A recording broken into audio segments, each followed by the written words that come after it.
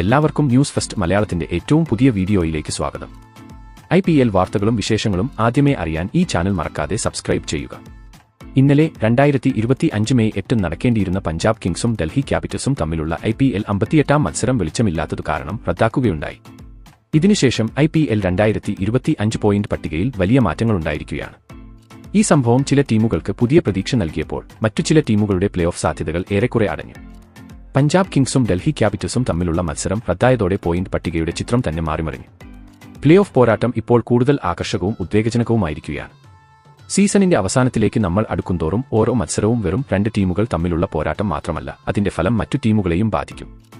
IPL 2025 58ാം മത്സരം പഞ്ചാബും ഡൽഹിയും തമ്മിലായിരുന്നു. ശ്വാസമടക്കി പിടിപ്പിക്കുന്ന ഈ മത്സരം ധർമ്മശാലയിൽ വെളിച്ചമില്ലാത്തതു കാരണം ഇടയ്ക്ക് വെച്ച് റദ്ദാക്കി. പാകിസ്ഥാൻ ആക്രമണത്തിന്റെ പശ്ചാത്തലത്തിൽ ഇന്ത്യയിലെ പല നഗരങ്ങളിലും വൈദ്യുതി ബന്ധം വിച്ഛേദിച്ചിരുന്നു. ഹിമാചൽ പ്രദേശ് ക്രിക്കറ്റ് അസോസിയേഷൻ സ്റ്റേഡിയത്തിലെ ഫ്ലഡ് ലൈറ്റുകൾ ആദ്യം ഓഫായി, പിന്നീട് കളിക്കാർ ഡ്രസ്സിംഗ് റൂമിലേക്ക് മടങ്ങി. പെട്ടെന്ന് സ്റ്റേഡിയം ഒഴിപ്പിച്ചു. മത്സരം നിർത്തുമ്പോൾ പഞ്ചാബിന്റെ സ്കോർ 10.1 ഓവറിൽ 122 റൺസായിരുന്നു. ഈ മത്സരം റദ്ദായതോടെ പോയിന്റ് പട്ടികയുടെ സമവാക്യം കൂടുതൽ ആവേശകരമായി. പോയിന്റ് പട്ടികയിൽ 10ാം സ്ഥാനത്തുള്ളത് ചെന്നൈ സൂപ്പർ കിങ്സാണ്. ഈ സീസണിൽ ചെന്നൈയുടെ പ്രകടനം വളരെ നിരാശാകരമായിരുന്നു. ടീം ഇതുവരെ 12 മത്സരങ്ങൾ കളിച്ചതിൽ വെറും 3-ൽ മാത്രമാണ് വിജയിച്ചത്. 9 തവണ അവർക്ക് തോൽവി ഏറ്റുവാങ്ങേണ്ടി വന്നു. വെറും 6 പോയിന്റുകളുമായി ചെന്നൈ ഇത്തവണ പോയിന്റ് പട്ടികയിൽ ഏറ്റവും താഴെയാണ്. ഇനി ചെന്നൈക്ക് 2 മത്സരങ്ങൾ കൂടി ബാക്കിയുണ്ട്. അവ രണ്ടും ജയിച്ചാൽ പോലും അവർക്ക് 10 പോയിന്റുകൾ വരെ മാത്രമേ നേടാൻ സാധിക്കൂ. പ്ലേ ഓഫിൽ എത്താൻ കുറഞ്ഞത് 14 മുതൽ 16 പോയിന്റുകൾ വരെ ആവശ്യമാണെന്ന് നമുക്കെല്ലാവർക്കും അറിയാം. അതുകൊണ്ട് തന്നെ ചെന്നൈക്ക് ഇനി ഒരു വഴിയുമില്ല, അവർ പ്ലേ ഓഫ് മത്സരത്തിൽ നിന്ന് പൂർണ്ണമായും പുറത്തായി കഴിഞ്ഞു. ഈ സീസണിൽ ഇത് ചെന്നൈയുടെ ഏറ്റവും മോശം പ്രകടനമാണ്. വരാനിരിക്കുന്ന മത്സരങ്ങൾ ഇനി അവർക്ക് അഭിമാനത്തിനു വേണ്ടി മാത്രമുള്ള പോരാട്ടങ്ങളായിരിക്കും. അതേസമയം പോയിന്റ് പട്ടികയിൽ 9ാം സ്ഥാനത്തേക്ക് രാജസ്ഥാൻ ടീം എത്തിയിരിക്കുന്നു. രാജസ്ഥാൻ റോയൽസിന്റെ അവസ്ഥയും അത്ര മികച്ചതല്ല. ടീം ഇതുവരെ 12 മത്സരങ്ങൾ കളിച്ചതിൽ വെറും 3-ൽ മാത്രമാണ് വിജയിച്ചത്. 9 മത്സരങ്ങളിൽ അവർക്ക് തോൽവി നേരിടേണ്ടി വന്നു. ഇനി രാജസ്ഥാന് 2 മത്സരങ്ങൾ മാത്രമാണ് ബാക്കിയുള്ളത്. അവയിൽ വിജയിച്ചാൽ പോലും അവർക്ക് പരമാവധി 10 പോയിന്റുകൾ വരെ നേടാൻ സാധിക്കും. അതുകൊണ്ട് തന്നെ അവർക്കും ഇനി സാധ്യതകളൊന്നുമില്ല. രാജസ്ഥാനും ഔദ്യോഗികമായി പ്ലേ ഓഫ് മത്സരത്തിൽ നിന്ന് പുറത്തായി കഴിഞ്ഞു. പോയിന്റ് പട്ടികയിൽ 8ാം സ്ഥാനത്തുള്ളത് സൺറൈസേഴ്സ് ഹൈദരാബാദാണ്. അവർ ഇതുവരെ 11 മത്സരങ്ങൾ കളിച്ചതിൽ 4-ൽ വിജയിക്കുകയും 6 എണ്ണത്തിൽ തോൽക്കുകയും ചെയ്തു. ഒരു മത്സരം മഴ കാരണം റദ്ദായി. അവർക്ക് നിലവിൽ 7 പോയിന്റുകളുണ്ട്. ഹൈദരാബാദിന് ഇനി 3 മത്സരങ്ങൾ കൂടി കളിക്കാനുണ്ട്. അവ 3ഉം ജയിച്ചാൽ പോലും അവർക്ക് പരമാവധി 13 പോയിന്റുകൾ വരെ നേടാൻ സാധിക്കൂ. ഇതിനർത്ഥം ഈ ടീമും ഔദ്യോഗികമായി പുറത്തായി കഴിഞ്ഞു എന്നാണ്. കാരണം അവസാന പ്രതീക്ഷ 14 പോയിന്റാണ്, അതും മറ്റൊരു ടീമിനെ ആശ്രയിച്ചിരിക്കും.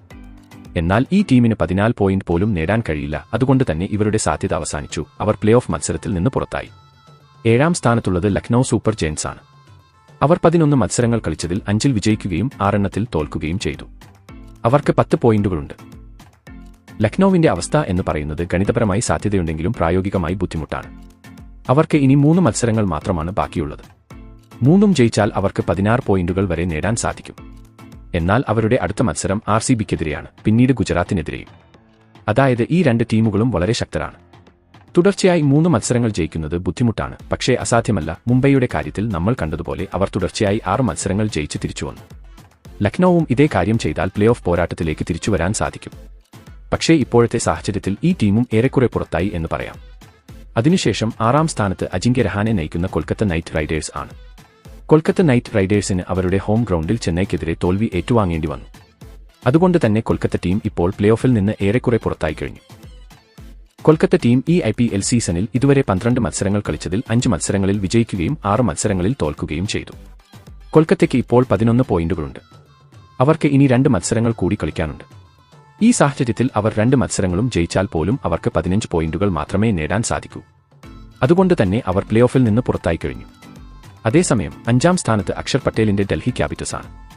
ഡൽഹി ഇതുവരെ 12 മത്സരങ്ങൾ കളിച്ചതിൽ 6 മത്സരങ്ങളിൽ വിജയിക്കുകയും 4 മത്സരങ്ങളിൽ തോൽക്കുകയും ചെയ്തു. ഒരു മത്സരം മഴയും ഒരു മത്സരം വെളിച്ചമില്ലാത്തതു കാരണവും റദ്ദായി.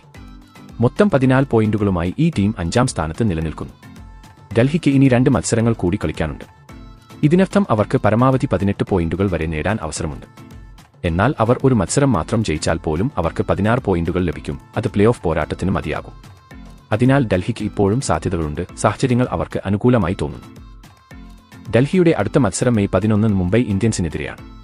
ഈ മത്സരം ഇരു ടീമുകൾക്കും പ്ലേ ഓഫ് സാധ്യതകൾ നിർണ്ണയിക്കുന്നതിൽ നിർണായകമാകും. ഇനി നമുക്ക് ആദ്യ 4 ടീമുകളെപ്പറ്റി നോക്കിയാൽ 4ാം സ്ഥാനത്ത് മുംബൈ ഇന്ത്യൻസ് ടീമാണ്. മുംബൈയുടെ പ്രകടനം ഈ സീസണിൽ സ്ഥിരതയുള്ളതും ശക്തവുമായിരുന്നു. അവർ ഇതുവരെ 12 മത്സരങ്ങൾ കളിച്ചതിൽ 7ൽ വിജയിക്കുകയും 5ൽ തോൽക്കുകയും ചെയ്തു. മൊത്തം 14 പോയിന്റുകളുമായി പോയിന്റ് പട്ടികയിൽ 4ാം സ്ഥാനത്ത് നിലനിൽക്കുന്നു. മുംബൈക്ക് ഇനി 2 മത്സരങ്ങൾ ബാക്കിയുണ്ട്. അതിനാൽ ഒരു വിജയം പോലും അവരെ പ്ലേ ഓഫിൽ എത്തിക്കാൻ മതിയാകും. മുംബൈ 2 മത്സരങ്ങളും ജയിച്ചാൽ തന്നെ അവർക്ക് ആദ്യ 2 സ്ഥാനങ്ങളിൽ എത്താനും സാധ്യതയുണ്ട്. മുംബൈയുടെ അടുത്ത മത്സരം പഞ്ചാബിനെതിരെയാണ്. ഇത് പ്ലേ ഓഫ് സമവാക്യത്തെ കൂടുതൽ രസകരമാക്കും. അതിനുശേഷം 3ാം സ്ഥാനത്ത് പഞ്ചാബ് കിങ്സ് ടീമാണ്. പഞ്ചാബ് ഇതുവരെ 12 മത്സരങ്ങൾ കളിച്ചതിൽ 7ൽ വിജയിക്കുകയും 3ൽ തോൽക്കുകയും ചെയ്തു. ഒരു മത്സരം മഴ കാരണം റദ്ദായി. മൊത്തം 16 പോയിന്റുകളുമായി ഈ ടീം പോയിന്റ് പട്ടികയിൽ 3ാം സ്ഥാനത്താണ്. പഞ്ചാബിന് പ്ലേ ഓഫിൽ സ്ഥാനം നേടാൻ ഒരു വിജയം കൂടി മതി. അവർക്ക് ഇനി 2 മത്സരങ്ങൾ ബാക്കിയുണ്ട്. ഇതിനർത്ഥം അവർക്ക് 18 മുതൽ 20 പോയിന്റുകൾ വരെ നേടാൻ പൂർണ്ണ അവസരമുണ്ട്. അവരുടെ അടുത്ത മത്സരം മുംബൈ ഇന്ത്യൻസിനെതിരെയാണ്. ഈ മത്സരം ഇരു ടീമുകളുടെയും പ്ലേ ഓഫ് ആദ്യ 2 സ്ഥാനങ്ങൾക്കായുള്ള പോരാട്ടത്തിന് പുതിയ ദിശാബോധം നൽകും. അതേസമയം 2ാം സ്ഥാനത്ത് റോയൽ ചലഞ്ചേഴ്സ് ബാംഗ്ലൂർ ടീമാണ്. ചലഞ്ചേഴ്സ് ഇതുവരെ 11 മത്സരങ്ങളിൽ 8 എണ്ണം വിജയിക്കുകയും 3 എണ്ണം തോൽക്കുകയും ചെയ്തു. 16 പോയിന്റുകളുമായി ഈ ടീം പോയിന്റ് പട്ടികയിൽ 2ാം സ്ഥാനത്തേക്ക് എത്തിയിരിക്കുന്നു. ഇനി ബാംഗ്ലൂരിന് 3 മത്സരങ്ങൾ മാത്രമാണ് ബാക്കിയുള്ളത്. ഇതിൽ ഒരു വിജയം പോലും അവരെ പ്ലേ ഓഫിൽ എത്തിക്കും. അവർ 2 മത്സരങ്ങൾ ജയിച്ചാൽ ആദ്യ 2 സ്ഥാനങ്ങളിലും എത്താൻ സാധ്യതയുണ്ട്. നിലവിൽ ഈ ടീമിന് മികച്ച നെറ്റ് റൺ റേറ്റും മികച്ച പ്രകടനവുമാണ് ഉള്ളത്. ഇത് അവരുടെ ആത്മവിശ്വാസം വർദ്ധിപ്പിക്കുന്നു.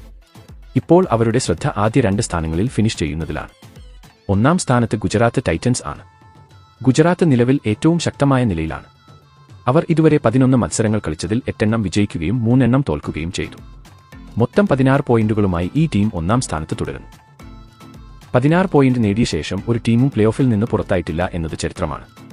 ഈ അടിസ്ഥാനത്തിൽ ഗുജറാത്ത് IPL 2025 പ്ലേ ഓഫിന് യോഗ്യത നേടിയ ആദ്യ ടീമായി മാറിയിരിക്കുന്നു. ഔദ്യോഗിക സ്ഥിരീകരണം വരാനിരിക്കുന്നതേയുള്ളൂ. ഇനി അവരുടെ ലക്ഷ്യം ആദ്യ 2 സ്ഥാനങ്ങളിൽ എത്തുക എന്നതാണ്. അതുവഴി അവർക്ക് ക്വാളിഫയർ 1 കളിക്കാൻ അവസരം ലഭിക്കും. അവർ ശേഷിക്കുന്ന 3 മത്സരങ്ങളിൽ 2 എണ്ണം ജയിച്ചാൽ പോലും 20 പോയിന്റുകളോടെ 1ാം സ്ഥാനത്ത് തുടരാൻ സാധിക്കും. ഇപ്പോൾ എല്ലാവരും ഉറ്റുനോക്കുന്നത് ഡൽഹി, ലക്നൌ, മുംബൈ തുടങ്ങിയ ടീമുകളെയാണ്. അവർ ഇപ്പോഴും അവരുടെ വിധി സ്വന്തമായി എഴുതാനുള്ള ധൈര്യം കാണിക്കുകയാണ്. അടുത്ത കുറച്ച് ദിവസങ്ങൾ IPL 2025 ഏറ്റവും ആവേശകരമായ പോരാട്ടമായി മാറും. പ്ലേ ഓഫ് പോരാട്ടത്തിന്റെ കാഴ്ചപ്പാടിൽ നിന്ന് നോക്കിയാൽ അവശേഷിക്കുന്ന മത്സരങ്ങൾ വളരെ നിർണായകമാണ്. നിങ്ങളുടെ അഭിപ്രായത്തിൽ ഏതൊക്കെ 4 ടീമുകളാണ് പ്ലേ ഓഫിന് യോഗ്യത നേടുക? നിങ്ങളുടെ അഭിപ്രായങ്ങൾ താഴെ കമന്റ് ബോക്സിൽ രേഖപ്പെടുത്തുക. അപ്പോൾ ഇതുപോലത്തെ കൂടുതൽ ക്രിക്കറ്റ് വാർത്തകൾക്കായി ഈ ചാനൽ മറക്കാതെ സബ്സ്ക്രൈബ് ചെയ്യുക.